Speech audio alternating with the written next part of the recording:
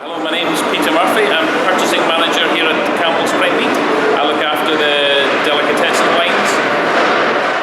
So yeah, we've got, apart from the meat and fish, we do manufacturing burgers, sausages, black pudding, haggis. We've got our own cooked meat sliced line. We've got a full frozen complement, dry goods, fish department, poultry, dairy products. So literally it's a one-stop shop for the end user. And so you supply to restaurants and to hotels? Hotels, restaurants, to be honest, we supply from Michelin star right as far as food does to prisons and cafes. So it's a very diverse customer base. So it's sort of institutional stuff as well, like NHS or prisons? Very much so. Very much so. So again, we have to accommodate their varying needs. And when was it started? Was this Campbell's been around for Essentially, Campbell's goes back to the early 19th century in terms of it was started off in a small butcher shop, where it is now. It used to be called Campbell Brothers. Campbell Brothers is the original Campbell Prime Meat. Sold by two. It was owned by Edward Campbell and his brother. They sold up. Edward Campbell started off Campbell Prime Meat. I think a year or two after it was sold. So Campbell Brothers was the original Campbell, by the brand. So, but since 1972, it's been Campbell's Prime Meat. And is it rapidly expanded in the last few years? We had a significant fire in 2009 when we burnt to the ground. We relocated here. There was an abattoir that had been opened in 2007, went bust within a very short period of time. It was kitted out as an abattoir, so it was not fit for what we needed, but it was new and it was refrigerated.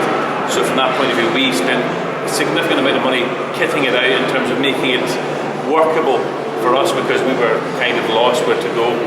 So within, the fire was in May 2009, we moved in here in August, and we were operating it out of here in August in a very, very short period of time. Now, we were back up and running within 4 to 5 days of the initial fire, because the main building was burnt to the ground. We had 4 satellite units that we then operated at a very small degree. Sure.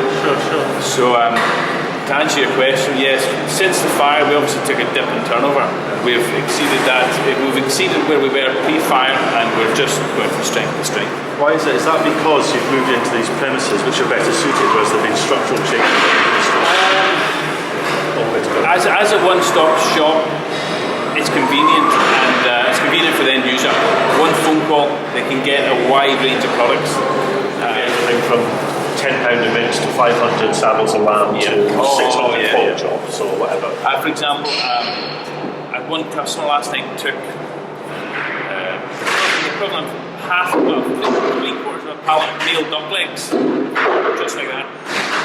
That's quite a big order, isn't it? They phoned in last night. I came in this morning, there was nothing there. I thought that's something not right there. So you think we can get absolutely annihilated in terms of overnight.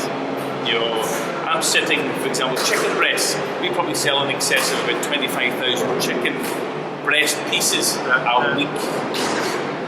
That's only in one line.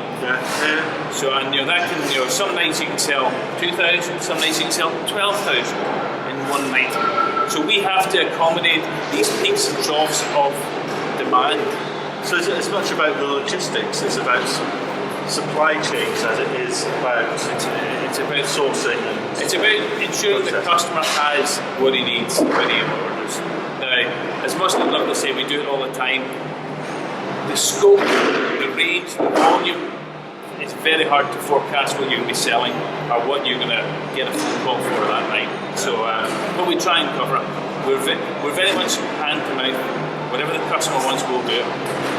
High labour costs. So, but again, that's what Christopher has driven and built the business based on these factors. That if the customer wants it, we'll get it. Even though we don't have it, sometimes we'll go to the moon and back and find it. So it's almost like Toyota with their assembly line that everything ready just in time. Yeah, and it's a similar. Yeah, where possible, we try and get some prep put down. Most of it's done as it comes in.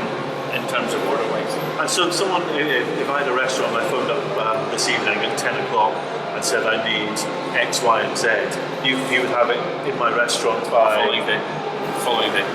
So for example, the phones are manned from 8 AM to 4:30 and then from 6:30 to midnight. If you place your order before midnight today, you'll get it guaranteed next day delivery. If you phone now, you'll get it second run today. In Edinburgh and Glasgow, and then in the main drag, so to speak, as we call them. And you're saying you employ roughly in excess of 300 people, and most of them are permanent. Oh yeah, and long. We don't. To be honest, we don't bring any part-time staff in or seasonal staff. We don't do that. As some were looking at last Christmas, and there was a case for bringing people in because the volume was absolutely colossal. So obviously peak time is going to be Christmas, Easter. Edinburgh Festival, August, followed by December. 2 busiest months of the year.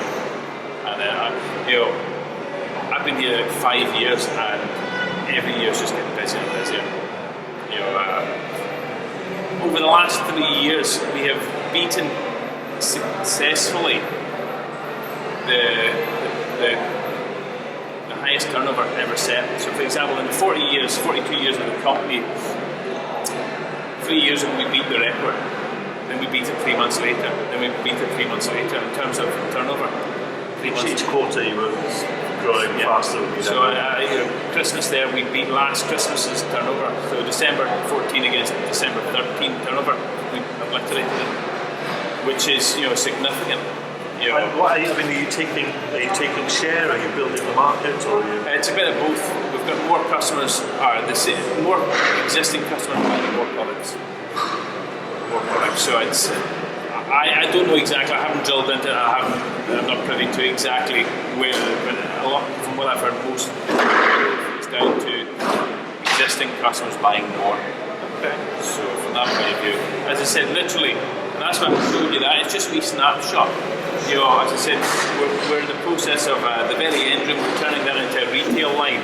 Retail is new to us. We've only been dabbling with retail in the last 2.5, 3 years, and we kind of stumbled into it. We're no set up for retail in terms of retail is predominantly a process line.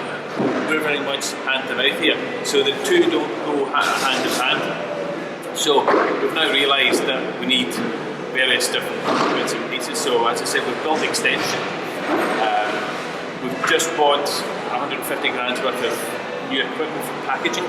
We're spending probably in excess of that for a fish filleting line, just to help achieve this and streamline the process. When you say retail, I mean there would be your own brand selling directly to consumers rather than Aldi, business to business. Deal with Aldi with their own brand of fish. Okay. So that's something that has evolved, and I said we've got 8 new lines going to store next Monday, which is a massive growth. Massive.